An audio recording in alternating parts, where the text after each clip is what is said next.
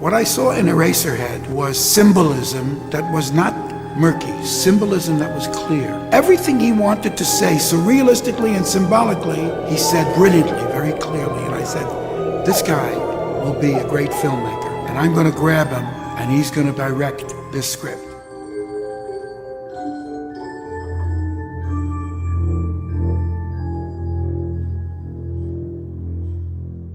In 1980, David Lynch went on to direct The Elephant Man. This is one of my all-time favorite films, and it's all thanks to a meeting he had with producer Jonathan Sanger at Bob's Big Boy Restaurant in Burbank, California. I used to go to Bob's Big Boy Restaurant, and I went there for 7 years, every day at 2:30. At the time, Sanger was just curious about the mind behind Eraserhead. But as luck would have it, he was also looking for someone to direct The Elephant Man. And it was one of those weird moments where I didn't have a director.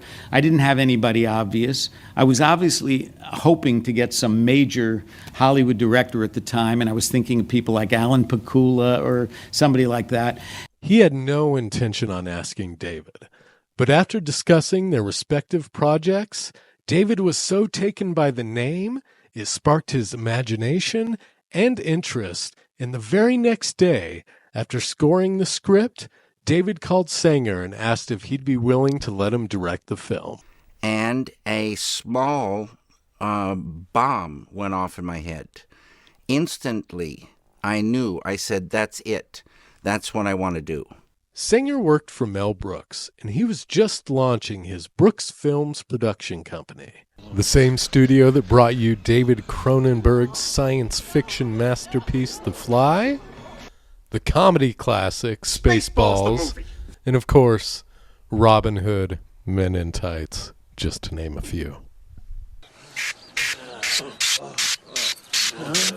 Mel was unfamiliar with David and arranged for a personal screening of Eraserhead. When they told me Mel needed to see Eraserhead before I was going to be accepted or not, I said, it's been nice knowing you guys. David was nervous about the screening, but as the story goes, Mel Brooks busted through the doors and said, "You're a madman. I love you. You're in." So that serendipitous first encounter between Sanger and Lynch would eventually lead to the success of The Elephant Man and also Lynch's lustrous career shrouded in darkness.